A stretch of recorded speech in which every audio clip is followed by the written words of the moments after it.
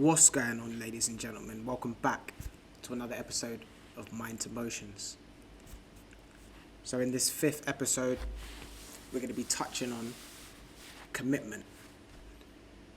So diving straight into it, it's been a little while since I've had an opportunity to shoot one of these episodes, but for me, I find these so valuable and so important, particularly in the times that we're currently dealing with COVID-19 and the pandemic and how it struck the world. I feel like this is a great opportunity and a platform to discuss something a little bit more real, a little bit more tangible, and provide someone with that real value that they're looking for. So we've touched on, from the beginning, from episode 1, introducing what the project was, what inspired me to come up with this concept. We've also discussed belief, passion, and failure. So I thought it was really important in this episode to discuss commitment. The reason why I wanted to bring commitment into this conversation when it comes to discussing mental health is because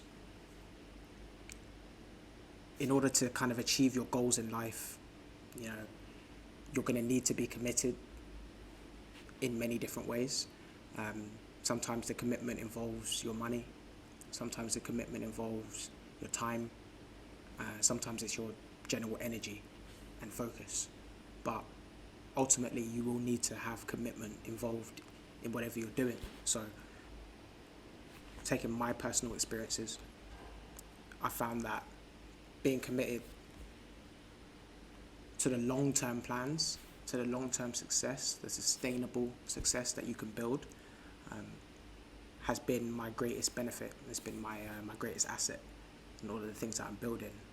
It's been a lot of long nights, a lot of sleepless nights, a lot of stressful encounters, which have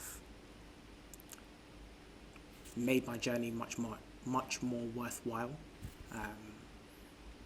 And now I'm able to look back at a lot of those times and pull bits of value out of different places from all of the different things that I've been involved in.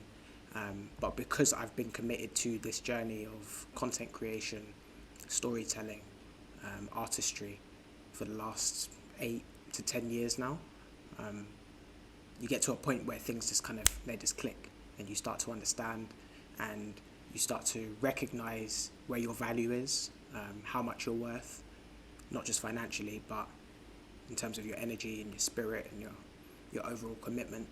For me personally, it's been the key factor that's helped me to stay on this journey, stay on this path, and I'm now getting to a point where things are starting to fall into place, and I'm not having to push so hard like I kind of had to a few years ago. It's just like any journey in life, going through the hard times, going through the difficult times, eventually you get to a point where you start to rationalize and understand where you can best be suited, where your skill sets can best be utilized. So, as I said before, talking about some of the other topics that I've brought up, I think they're so relative to mental health because I see so many people that, let's just say, for whatever reason, maybe give up a little bit too early, or don't truly believe in what they're doing, so something else exciting comes along and then they move on to that, which is life in general. But there needs to be a certain allocated amount of time, I think, that you need to commit to your craft or your choice of industry or whatever it is, so that you can start to reap the benefits. One of the biggest things I see is that a lot of people invest a lot of time, a lot of energy, a lot of emotion into projects and to concepts, but then when they don't happen, it's kind of like we don't have the avenues or the areas to bounce back so easily, especially when you're coming from working class environments and check to check, things like that. It can be very difficult when you get setbacks, but throughout all of that, the biggest thing that I notice in the individuals is that the ones that are committed to tasks, the ones who are willing to go that extra step and deal with a few more failures, have a little bit more belief, down the line things work out for them, and they tend to find their lane. And I think that's kind of what's happening for me, or kind of what has happened for me over the last couple of years. So yeah, discussing this throughout this current time that we're dealing with COVID-19, not being allowed to go out, lockdowns and all of these things, I think it makes it even more important that I continue to stress these points, so that the next person coming who's trying to do what I'm doing or something similar, they can kind of see that, hey, there's other people out there that have dealt with these things and continue to deal with these things. And hopefully this can be a platform ongoing to discuss and voice and vent some of those feelings and emotions. So that's kind of the essence of where I believe commitment is important to your journey, but making it a little bit more relative to the now, I think it's even more important, because as we're seeing, the difficulty in what people are currently going through right now has meant that many people have lost their jobs, many people have lost their career paths, maybe not so much career paths, but they've been knocked to the side a little bit.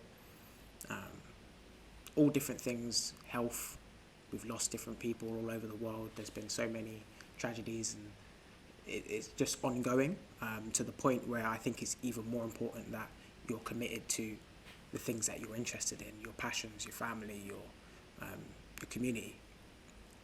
And those are the same things that have been helping me over the last couple of months to continue to still be connected, using these platforms to bring people on when I can and when it's safe, to continue having these conversations. And that is, for me, one of the most amazing things about YouTubing, podcasting, is that now it allows us to narrate the story. It allows us to come and create a narrative of our own choosing, and then reach out to others as well. So being able to control the story, the script, the narrative, I think is a byproduct of social media and all these things, but still recognizing that the fundamental things in life, passion, belief, faith, commitment, those are the real key fundamental things that will sustain whatever you're building, whatever you're trying to do. So yeah, I think that as we move forward into 2021, fingers crossed that we can kind of start to figure this situation out and find a way past it. There are no right or wrong answers, but hopefully, in terms of the health sector and things like that, we can start to recover. You could say, start to recover from this situation that we've been in, and hopefully learn from it in a positive way. I always want everyone out there who's following, who is just trying to do their own thing out there, to be healthy and to find your healthiest state. And I think your mind is very much included in that conversation.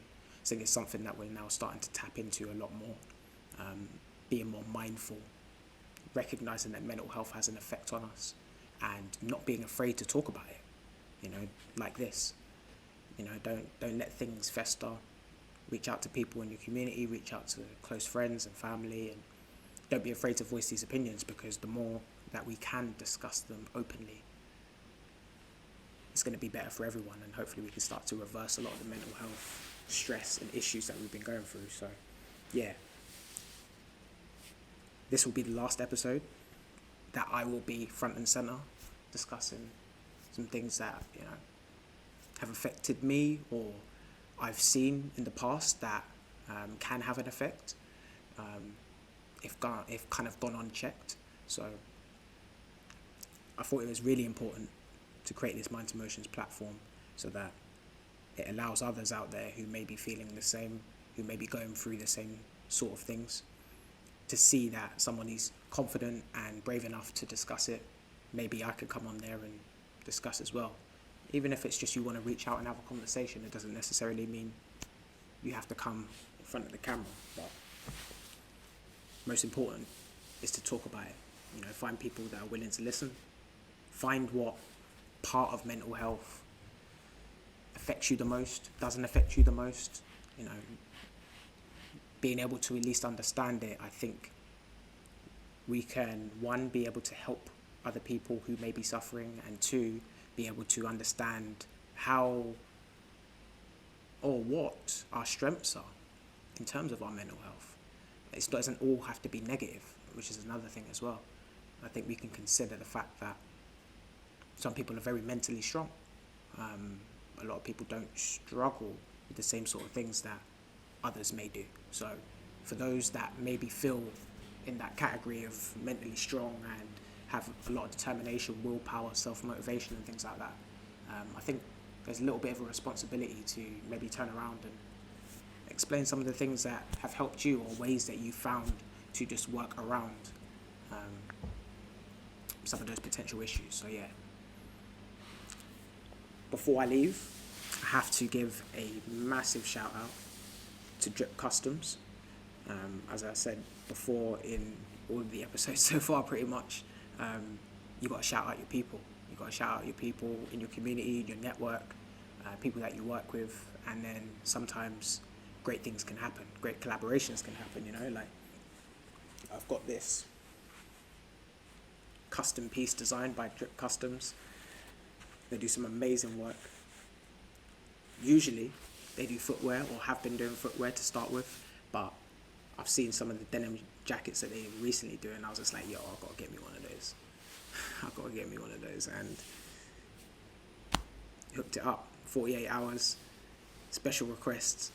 Might not be that quick for everyone, I'm just going to let you know that now, but I was very lucky because I've worked with the guys before, and yeah, they managed to hook it up real quick for me. So yeah, peace and love. Shout out to Matthew and Godwin doing their thing. Please go check out Drip Customs and get yourself a little something. And yeah, the next time that you'll see a Mind to Motions episode, likely to see a new face, somebody you haven't seen, somebody you may have seen in my network before, but regardless, the conversation will still be centered around these mental health discussions, as well as giving information and sharing stories and experiences, you know. So I'd like to thank everyone. I'd like to wish everyone a happy new year. We're going through a lot of tough things right now, but I think that the more that we find ways to stick together, work together, collaborate, and just look out for each other in general, then hopefully 2021 we can flip this back around and use it to our advantage. Until then, I will see you very soon. Peace out.